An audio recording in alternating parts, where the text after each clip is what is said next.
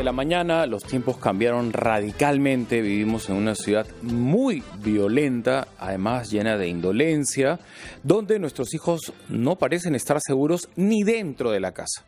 La madre de 22 años dejó a los niños dentro de su casa. Los niños, siendo niños, vulneraron la norma, salieron a la calle y Camila encontró una trágica muerte en manos de un adolescente que, de acuerdo a las imágenes, ya fue reconocido por su propia madre y ha narrado algunos rasgos de la personalidad de este adolescente de 15 años que hasta ahora la policía no lo encuentra. Empieza el colegio y los chicos tienen cierta autonomía, algunos para desplazarse a su centro de estudios. Van en transporte público y algunas normas tendrán que tener de ahora en adelante. Los tiempos, insisto, cambiaron radicalmente. Estamos en la grata compañía de una pedagoga y licenciada en educación, Lenka Neira Rueda, que tratará de orientar a los padres de familia porque finalmente las noticias que hemos compartido, no solo es Camila, también hay pérdidas de niños en Ica y no se ha circunscrito a un solo caso, hay 5 casos registrados y se junta todo esto con la etapa escolar en la que los menores tienen una vulnerabilidad natural por la ciudad en la que vivimos. ¿Cuál crees, Lenka, que es la primera pauta que tienen que tener quienes están a cargo de la educación de un menor al mandarlos al colegio? Buenos días, Mauricio. Muchas gracias por la invitación. En realidad, bueno, efectivamente sí estamos en tiempos muy violentos, preocupantes para todos los padres de familia, madres y también para los maestros. Acabamos de iniciar el año escolar 2020 y estas noticias de alguna manera nos alarman y nos hacen reflexionar de que algo está pasando, estamos descuidando a nuestros niños y que esta responsabilidad no solamente lo tienen los padres, sino también es una responsabilidad compartida con la comunidad, con los profesores. En el colegio también se tienen que tener ciertas normas de seguridad en estos casos.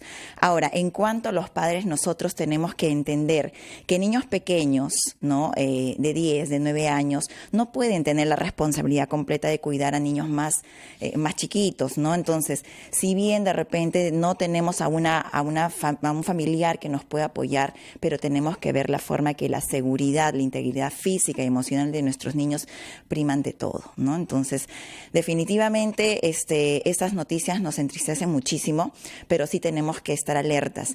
¿Cuál es la primera medida? En primer lugar, ser muy claros. ¿Qué sugieres como pedagoga, no? En primer lugar, nosotros tenemos que hablar muy claro con nuestros niños. Tenemos que actuar de 2 formas, 2 tareas muy importantes. ¿A partir de qué edad? Desde muy pequeñitos, desde muy pequeños, desde que el niño ya se identifica sexualmente como niño o niña y tiene conocimiento de su propio cuerpo. ¿Esa edad es?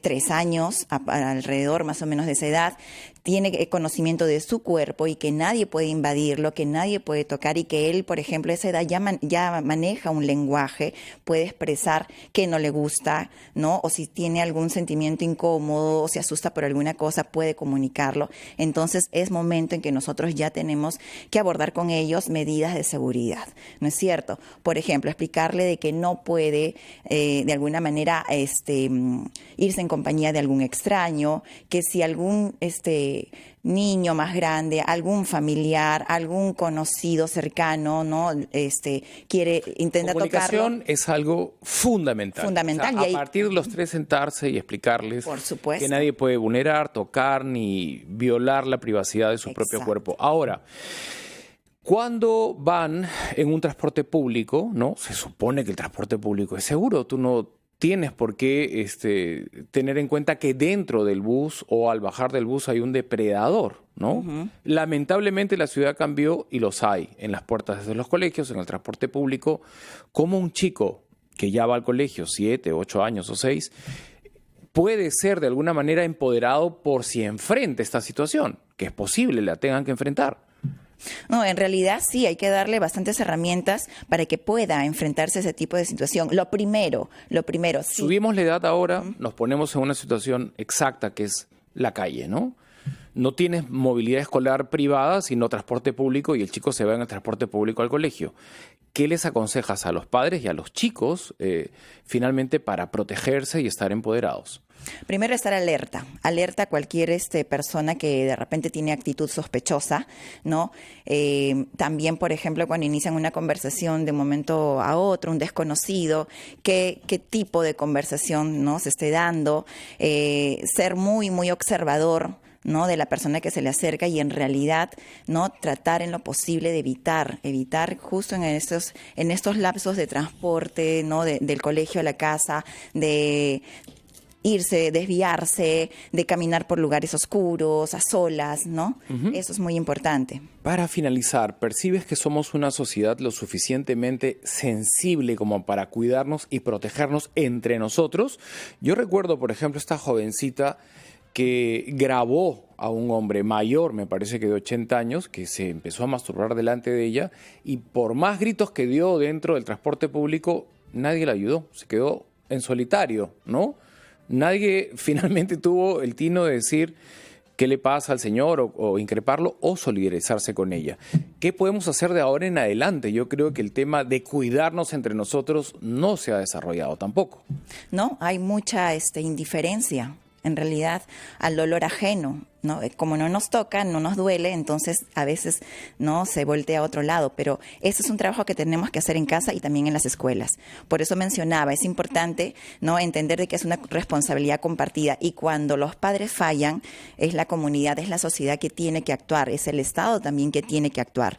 En las escuelas tiene que haber un comité, ¿no?, de seguridad, de prevención, y que enseña a los niños, ¿no?, autoprotegerse de esas situaciones. No podemos estar ajenos a ello. Los docentes tampoco pueden estar ajenos. Cuando vemos que un niño de repente sufre algún tipo de acoso o bullying, o de repente estas situaciones, tenemos que actuar, ¿no?, con las entidades que corresponden, ¿no? Fue la pedagoga y licenciada en educación, Lenka Neira Rueda. Pausa y volvemos en Encendidos. Muchas gracias.